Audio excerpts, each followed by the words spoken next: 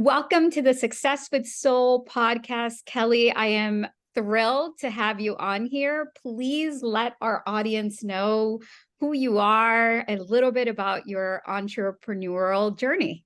Yeah, thank you for having me, Indira. It's great to be with you. So I grew up in Southern California, was a volleyball player my whole life, went on to USC, played volleyball there. I graduated and started working in television. So I was a TV host in sports for about 15 years.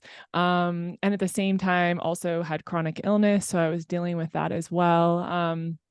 And when I left my TV career, what was it, probably 5, 6 years ago now, I just had kind of had it with being in television and working with men and just a lot of toxic environments. And for me, I just knew I wanted to work with women, and I had been on this chronic illness journey of healing myself. And so I wanted to create resources and provide conversations and access for women to heal with alternative medicine and just understand that there was more to our experience than Western medicine and just being given pills and sent on our merry way, and just really taking responsibility for our health and our journeys. And so that's really where my entrepreneurial journey started, was leaving television, healing from chronic illness. I started my podcast.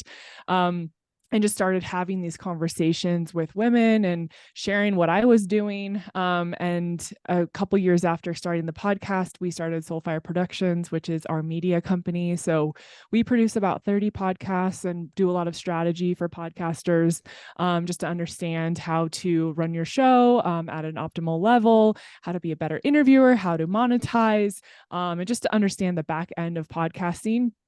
And for me, it's really about having important conversations and helping other hosts with their platform to reach more people. All of our hosts, most of them are women, and a lot of them are having challenging conversations and really pushing boundaries. And similar to why I started, is they really want to provide resources and have alternative discussions just around life, whether it's spirituality or sexuality or personal development, business.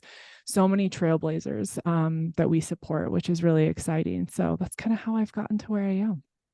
I love it. And I love that you are predominantly working with women here at Team KK. We are an all women team as well.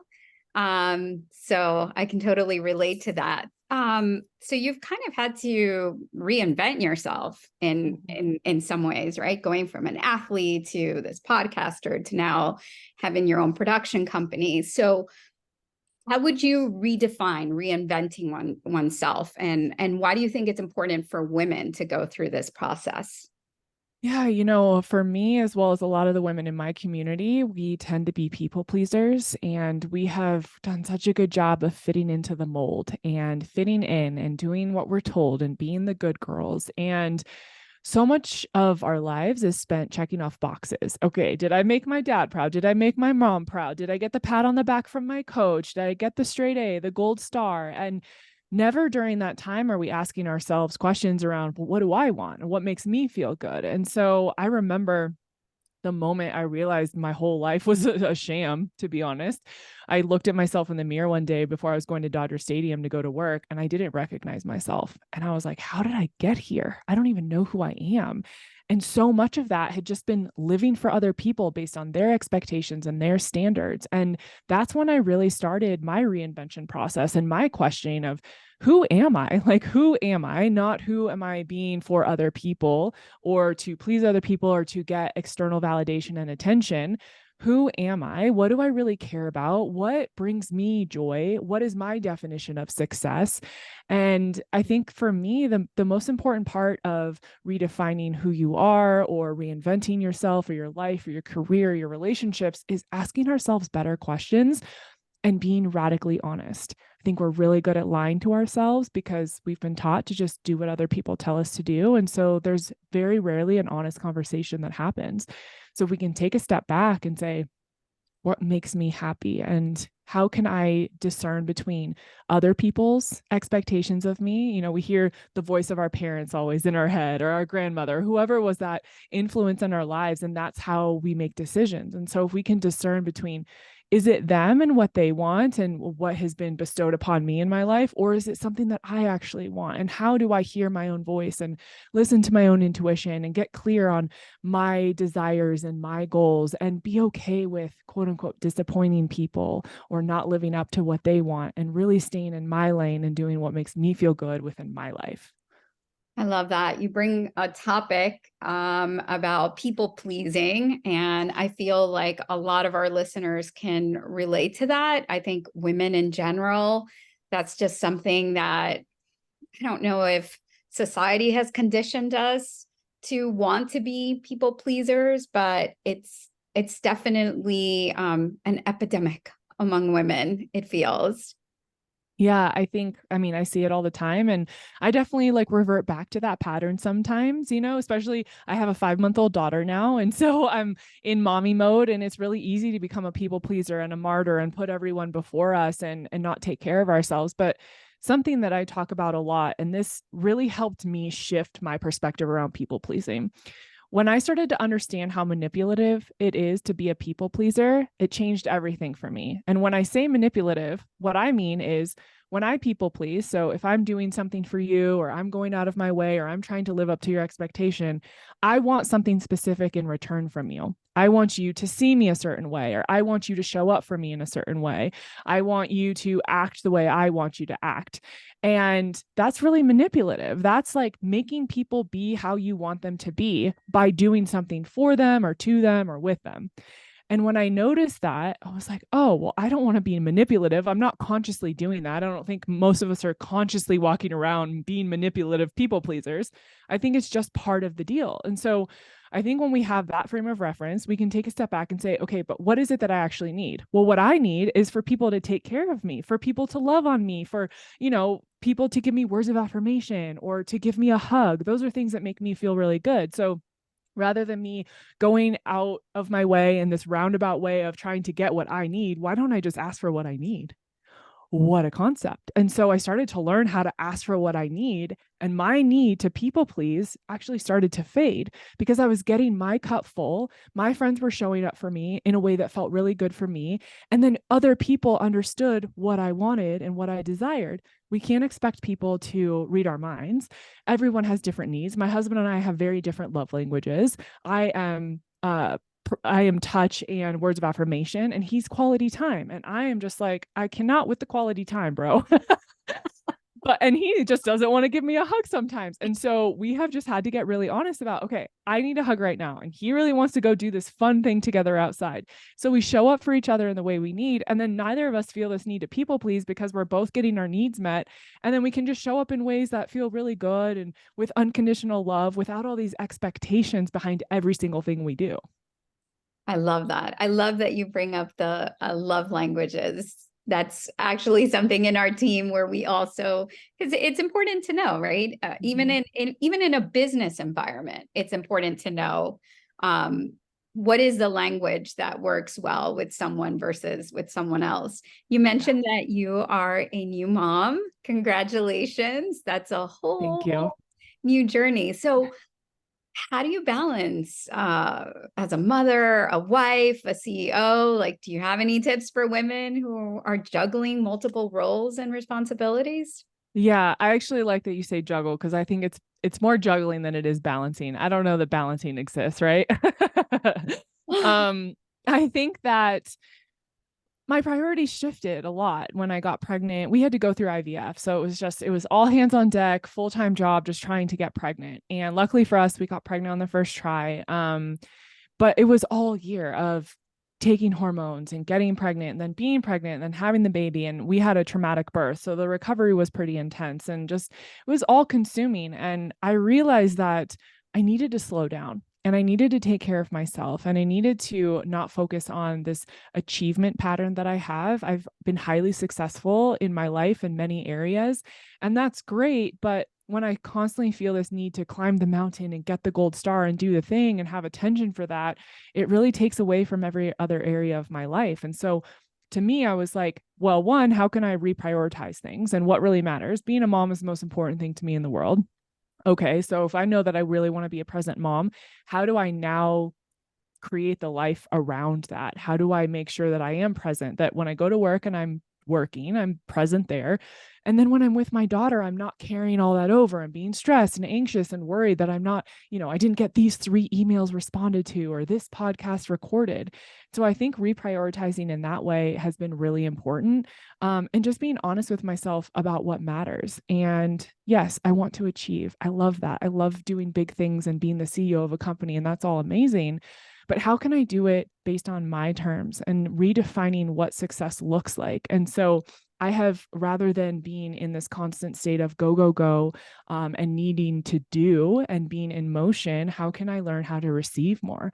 How can I learn how to be more efficient and productive with my time and show up in a softer energy so that I really feel like I am in a good state while I'm running my company, and I'm a good leader and I feel good about the way I'm showing up, rather than constantly just checking off boxes. And so I think those shifts have really helped me juggle between being a mom and a CEO and then showing up as a wife. My relationship with my husband is super important as well. And I think, I hear this from a lot of my friends that have kids too. That's the first thing to go, is the relationship with your partner, because you only have so much time in the day. And so how do I make space for that? And I know that if I'm taking care of myself and I can relax back into that feminine energy and not feel like I'm constantly going and doing, I can be a better partner, and I can ask my husband for what I need and really show up and give him support in the ways he needs. And so I think it's every day, it's something different, but I think it's always tuning into what do I need? How can I fill up my cup and then show up for my daughter in the best way possible? And then everything sort of flows out of that. I love that. Here at Team KK, we practice cyclical living.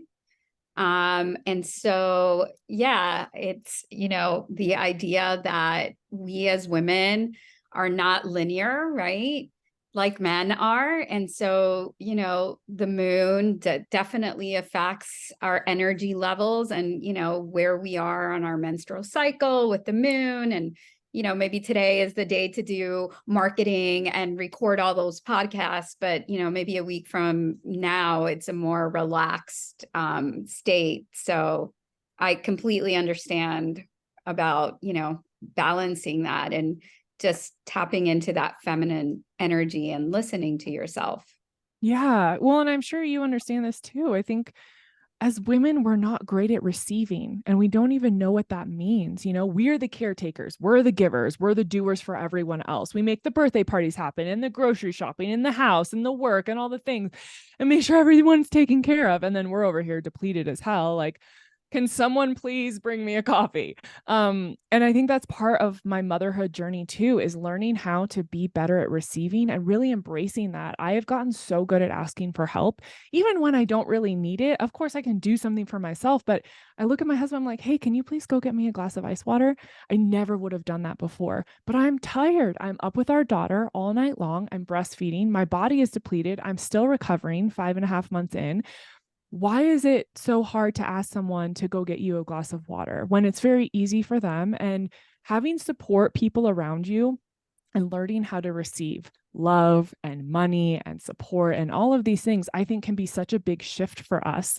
But there's this fear of, but what if I'm not in control? And what if I, seem weak because I don't do this for myself? It's like we're women, especially in this competitive nature of work, we're always having to one up someone else and prove that we're capable and we're the best. And this competitive nature that has been created for us has kept us from being in that receiving that you're talking about, and going with the flow and being in cyclical chapters of every day and within our lives.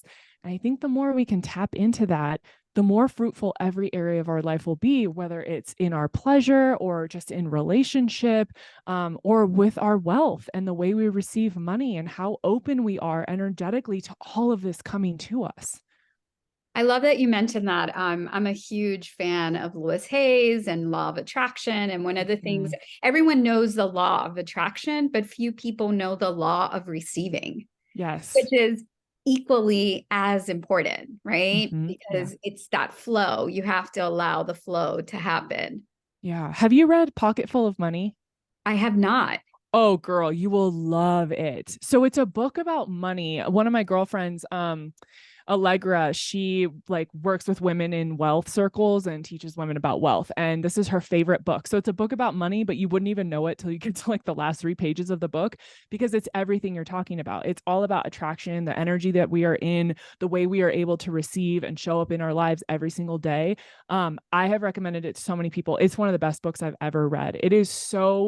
It's amazing to see your shift internally when you read the book. And it's just very eye-opening, because a lot of us are just on autopilot. We don't even realize a lot of the things we're doing. And so much around money is taught by our parents and our grandparents, and we don't have a good grasp on it. And we think we just have to work hard and everything will be okay and we'll have stability. And for a lot of us, that's not really a core value. We actually want to receive more, and we don't want to have to work, 50, 60-hour weeks in order to sustain the lifestyle we want. And so I think this book is an amazing resource. Oh, I love it. It's Yeah. funny. At the end of this, we have a lightning round, and that is a question that we asked. So maybe that was the book for you. I want to Yeah. go back a little bit when I introduced you earlier. Tell me a little bit about the Naked Mama and Okay Mhm. Babe. Yeah. So I've had my podcast for about 5 years. I took last year off because I was going through IVF. And that's another thing that I've learned in, juggling or balancing, is that some things have to go and some things need to take a pause. And I had to prioritize running Soulfire and being pregnant and taking care of my body and making sure I was resting. And so I paused the podcast. But it started as, a show about chronic illness and healing and alternative medicine. And it's really sort of followed along on my journey of spiritual and personal development. And so now the Naked Mama is really around the same topic. So it's, expanding and reinvention and radical honesty and taking ownership of our lives and showing up as the woman we desire to be, and not in these old stories and patterns. But it's through my lens of motherhood now, because I see the world very differently. I see my body differently, my identity differently. The way I, walk through the world is very different now. And so it's all of that, but through this lens of motherhood that I'm in now. And I love that show. It's so fun and it feels so good. And yeah, so that's that. And then Okay Babe is a show I do with my husband. And it's a very different vibe. It's very fun. It gets kind of heated sometimes. My husband talks a lot about politics and culture and just social issues that are going on. So we kind of get into the weeds with a lot of that going on. But we talk about relationships and love and sex and sexuality. And I'm bisexual. And so we've talked about that whole journey. And we just have the conversations that a lot of people need to hear, but don't have access to, because they're taboo or they're inappropriate or there's a lot of shame around them. And we felt like we both came from, different shame spirals in our own lives.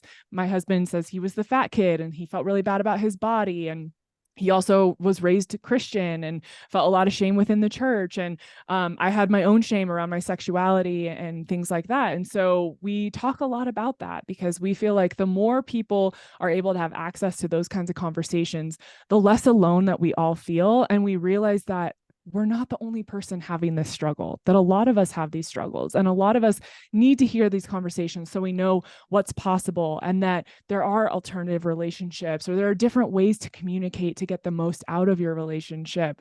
So it's a really fun podcast, and there's some jaw-dropping moments, but it's great for us to record.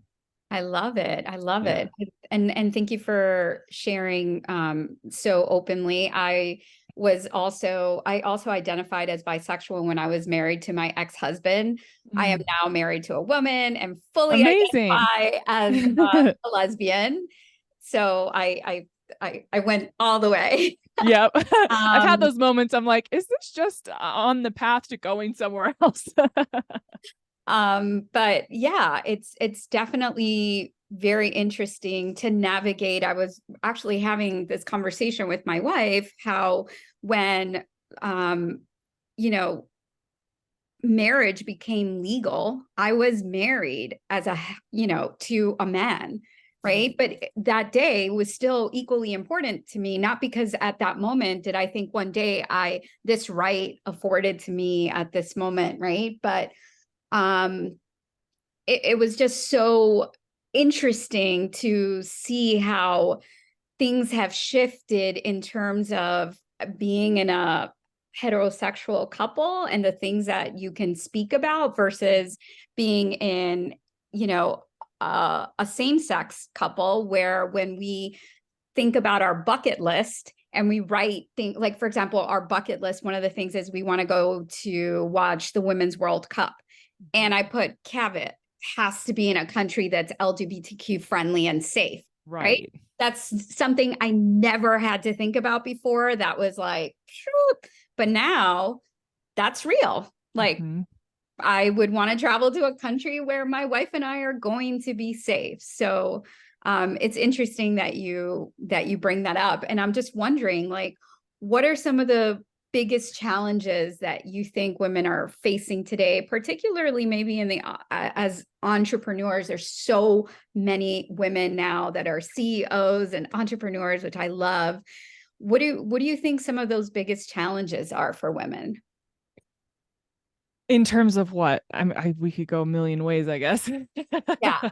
So yeah, that's a loaded question, right? I guess, and going back to the juggling of everything, right? There's this expectation. I feel like when men are CEOs, it's like, well, that's their job. But when women are CEOs, there's still this sense of, but you still have to take care of the kids, you still have to cook, and all these other womanly roles that are expected of them that I don't really see CEO men having to really deal with.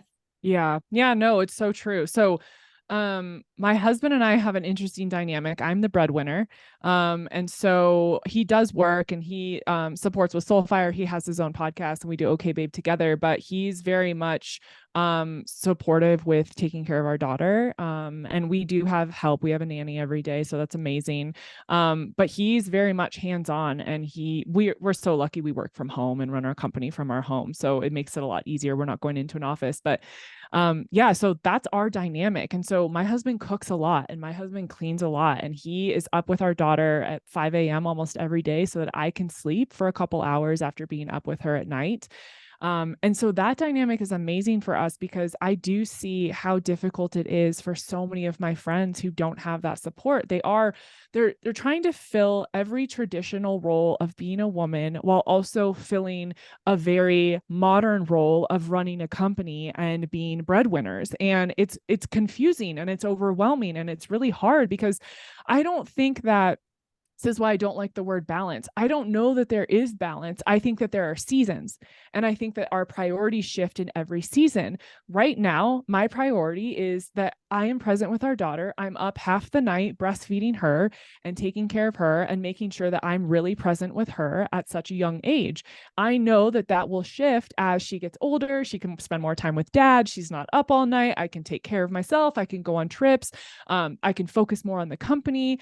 I know that those things will change. But I see that we are, and this goes back to the people pleaser conversation. I see that we are just constantly trying to fit a role. Can I check the boxes in this lane? Okay, I'm good. Okay, now here. Now let me be the sexy wife that, ravages her husband and lures him in. Okay, now I'm going to shift into mom and let me go breastfeed really quick. And then, oh, don't forget, you have to get up at 6 a.m. Make sure you get your workout in so your body looks good before you get into your meetings. And if you have time to eat, great, but you probably won't. How are we going to thrive? We're in survival mode. We are constantly in survival mode as women, working and taking care of our house and taking care of children and taking care of our partners. And I think that there is an exhaustion level that we have all hit. It's why there's so much chronic illness. Our adrenals are shot. Our cortisol levels are all over the place. We're not sleeping. We're gaining weight. We can't figure out why we don't feel good. And it's because of this. We're constantly just trying to fit into this mold. And I think we have to take a step back and realize, one, perfection does not exist. I think we're all trying to be these like perfect women that check the boxes and look a certain way and achieve this success and get this promotion. And also, boss babe culture on Instagram where, you have the Louis Vuitton and you do this thing. I mean, what the hell?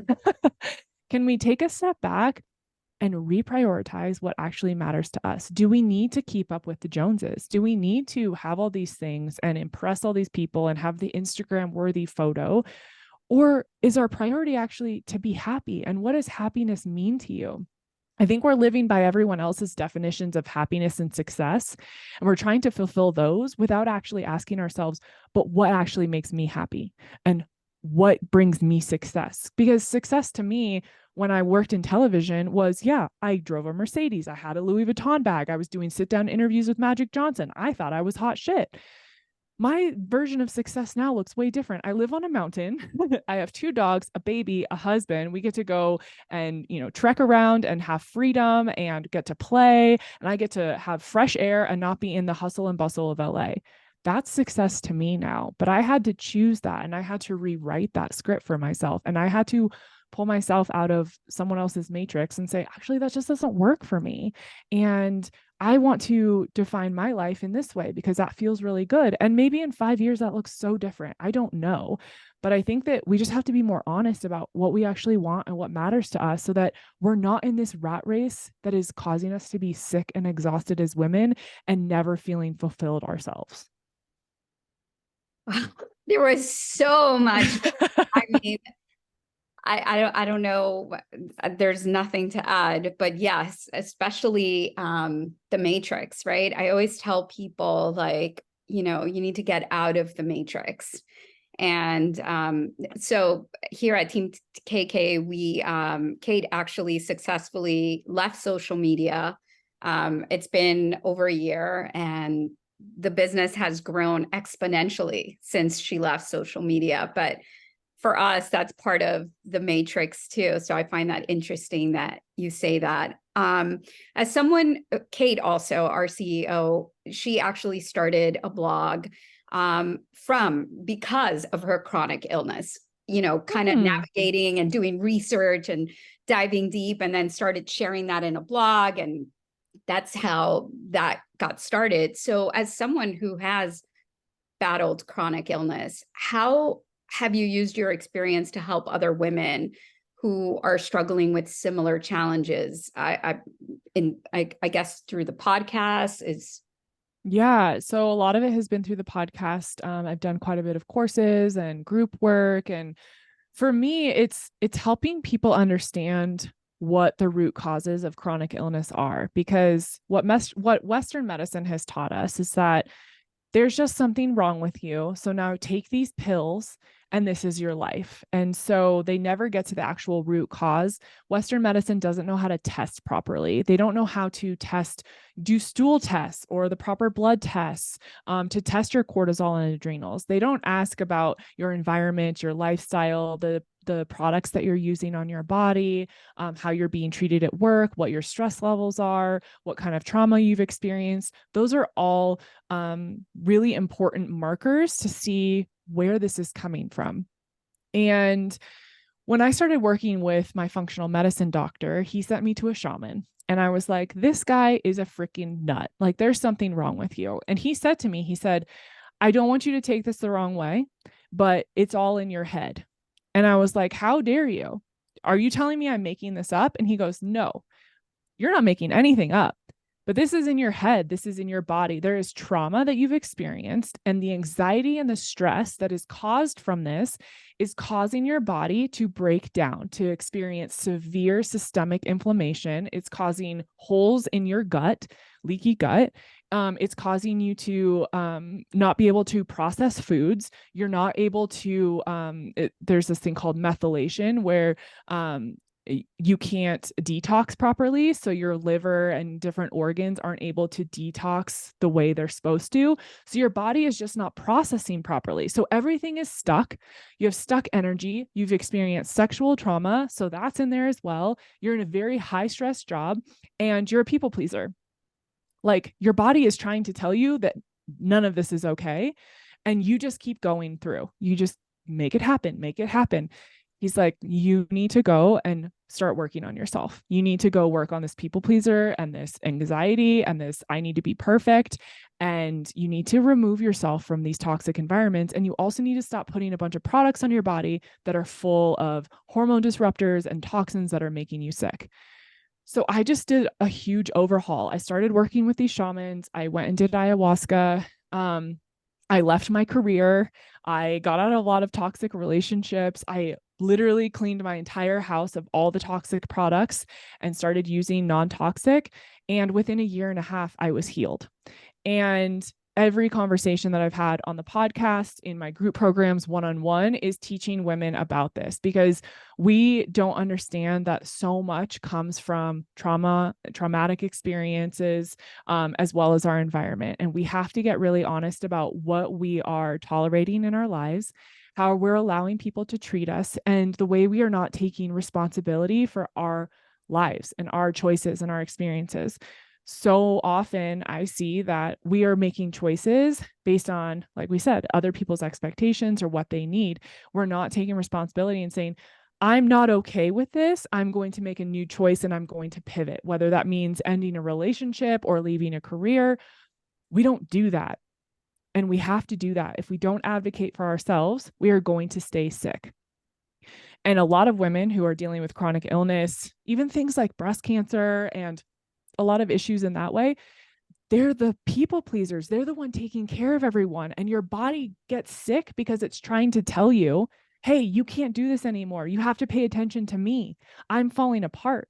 You're taking care of everyone else instead of taking care of me. And I think that those are red flags that we are so good at ignoring. So that's a lot of the conversations that I've had. I love that. I don't know if you're familiar with Anita Morjani, Dying to Be Me. No. Okay. Well, she, literally died per se, and, came back, was pronounced dead for all sense and purpose from a medical standpoint, and came back. Wow. And she attributes the cancer that she got was from being a people pleaser.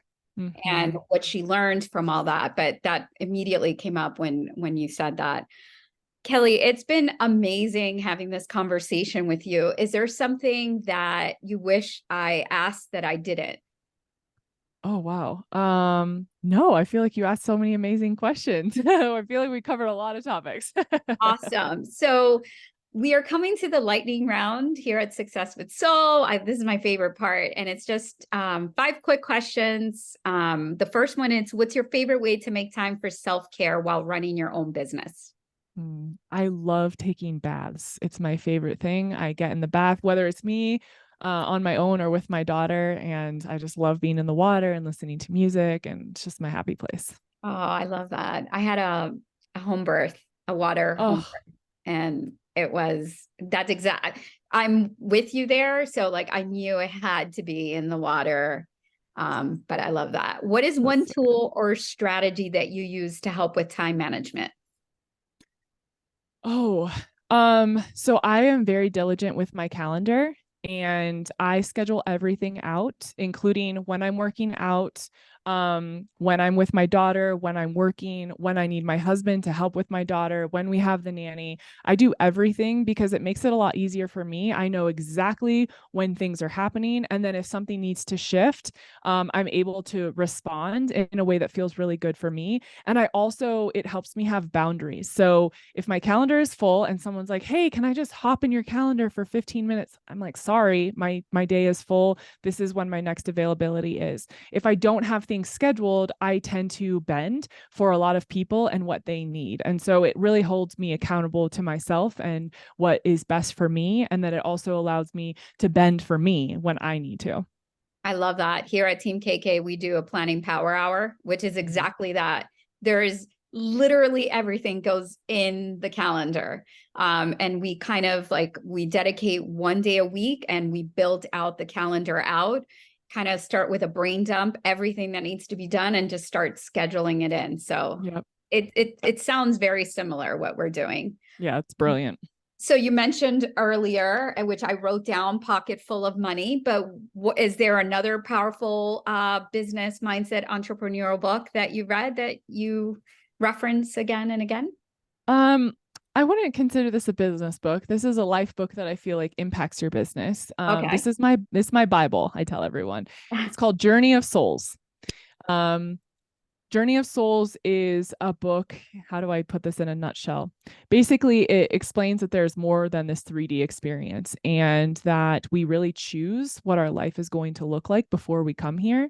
I believe in reincarnation, and I believe, we are souls having a human experience. And so this book is written by I think he's a psychotherapist, and he is also a hypnotist and works with his patients. It's written in the 70s, and he works with all of his patients and he hypnotizes them and takes them through a process. And every single one of them tells of this same experience that they have as a soul. They're able to see from wherever you want to call it, the ethereal, looking down, and they say, okay, this is the experience I want to have. These are the lessons I want to learn. So I'm going to choose this path and I'm going to go be in this body. And these are the relationships I'm going to have. So for example, maybe you and I were best friends in a past life, and now we just know each other through a podcast, and that's how we reconnect. And so we're able to learn all these lessons with different relationships with people in our lives. And we all have these soul pods. And so I really feel like that affects our businesses, because I do feel so deeply connected with my team. I have 13 people on our team, and there is such a soul connection. And that book allows me to see how I am in choice and how I get to choose the life that I have. And I do have the power. And that there's also this divine experience that we're all having with one another. And there is purpose to everything that happens. And for me, it takes a lot of pressure off, because I realize I came here for a reason. I'm in this body and I'm running this business and I'm in these relationships on purpose. And so I don't feel like anything is a coincidence. And I just love that book because it helps me have a lot of perspective, and it kind of takes a lot of the pressure off of the humanness of it all and reminds me that there's something so much bigger than what we're doing. I love that. I don't know if you're familiar with Brian Weiss, Many Lives, Many Masters. Oh, yes. Mm-hmm. Yeah. So when you said doctor, hypnotherapist, I'm like, oh, I will definitely, both these books, I will definitely be reading. Good. I love it. What's your favorite quote or mantra or affirmation when things Yeah. get tough and you feel like giving up? Yeah, it's funny. I out of nowhere with my daughter came up with this mantra for her. I say, we do a little dance with her when we say it, and I say, I am strong, I am smart, and I have a big heart. And that just came to me one day, and I was like, that's weird. And what I've noticed is that so many of the things that I do with her are for myself too. They're things that I needed to hear when I was a little girl, and they're things that I still need to hear at 35 as a mother. And it's just such a beautiful reminder for me, because I always felt like I'm not smart enough. I worked in an industry where people cared a lot about how you looked and if you were dressed sexy enough. And so that's how I viewed myself is, oh, well, you're just a hot girl and people pay attention to you and that's all you have. That was the value I believed I had. And so I wanted to instill in her from such a young age that you're strong and you're smart and you have a big heart. And that is what brings so much value to you. And that's who you are at your core. And all these other things that are external validation and attention and blah, blah, blah, that's not what matters. And I feel like I need to hear those things sometimes. And so it's a beautiful reminder for me to do that through her and with her, and to reparent myself while I'm showing up for her. I love that. The first thing that came to mind was, healing your inner child, of course. Yeah. Yeah. So Kelli, we're on the Success with Soul podcast. What does success with soul mean to you? Yes, I love that. So my company is called Soulfire. So I love that it's success with soul. I really feel that following the whispers and the nudges and the screamings of your soul and your heart and aligning to those, that is what brings you the most success. It's not what we decide success is. It's not what we think it's supposed to be. It's allowing our soul and our inner compass and our intuition to guide us to our success, and allowing that to look differently than what we thought it was supposed to. Yes. Love that so much. Kelli, where can our audience connect with you? Yeah, I'm on Instagram at Kelli T. Moore. My website's kellimoore.co. And then our Soulfire website is soulfireproductionsco.com. Perfect. Thank you so much. Thank you so much for being so transparent and the radical candor that you shared with our listeners. I appreciate you. And I'm so excited to Thank you. have our listeners dive into this one. Thank you so much. Thanks for having me, Indira. Thanks.